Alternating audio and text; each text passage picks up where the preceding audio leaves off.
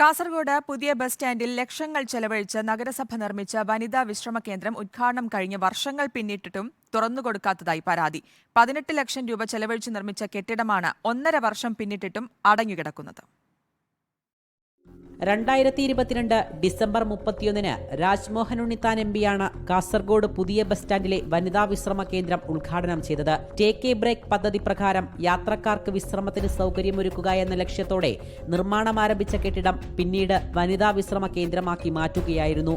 എന്നാൽ വിശ്രമ കേന്ദ്രത്തിനുള്ളിൽ അടിസ്ഥാന സൗകര്യമൊരുക്കാതെ കെട്ടിടത്തിന്റെ പെയിന്റിംഗ് മാത്രം പൂർത്തിയാക്കി അടച്ചിട്ടിരിക്കുകയാണ്.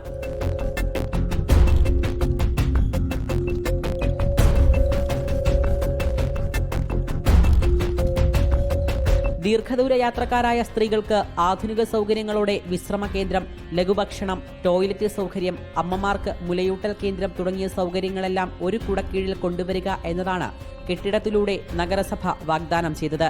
കാസർഗോഡ് മുനിസിപ്പാലിറ്റിക്കകത്ത് നിങ്ങൾ എടുത്തു നോക്കിയാൽ അറിയാം, ഏതൊരു പദ്ധതിയും പൂർത്തീകരിച്ചിട്ടുള്ളതായി കാണാൻ പറ്റില്ല. നമ്മളിപ്പോൾ ഈ വനിതാ വിശ്രമം കയറ്റി 1.5 കൊല്ലം ഇപ്പോൾ അവരെ നമ്മളെ കുടുംബശ്രീയുമായി ബന്ധപ്പെട്ടുകൊണ്ട് അവർക്ക് ഒരു കഫേ തുടങ്ങാൻ അല്ലെങ്കിൽ ക്യാൻറ്റീൻ തുടങ്ങാനുള്ള സൗകര്യമാണ് അപ്പോൾ ഒരുക്കി വെച്ചിട്ടുള്ളത്. അതുപോലും തുറന്നു കൊടുക്കാൻ പറ്റിയില്ല. ഇത്രയും ലക്ഷം മുടക്കി 18 ലക്ഷത്തോളം രൂപയാണ് ഈ ബിൽഡിങ്ങിന് മുടക്കിയിട്ടുള്ളത്. അതുകൂടാണ് ഇതിനുള്ളിൽ ബാത്റൂം സൗകര്യം, അതുപോലെ തന്നെ വെള്ളത്തിൻ്റെ സൗകര്യം, അതുപോലെ തന്നെ നമ്മളെ ഇലക്ട്രിസിറ്റി, ഇതൊരു കണക്ഷൻ പോലും കൊടുക്കാതെ ഒരു പ്രദർശനം പോലെയാണ് ഇത് ഉദ്ഘാടനം ചെയ്ത് വെച്ചിട്ട് പോയിട്ടുള്ളത്. വൈദ്യുതി കണക്ഷൻ ലഭിക്കാനായി 2 ലക്ഷം രൂപ അനുവദിച്ചിരുന്നു.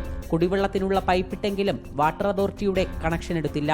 ഇവയൊന്നും ഒരുക്കാതെയാണ് ജനങ്ങളുടെ കണ്ണിൽ പൊടിയിട്ട് തട്ടിക്കൂട്ടി ഉദ്ഘാടനം നടത്തിയത്.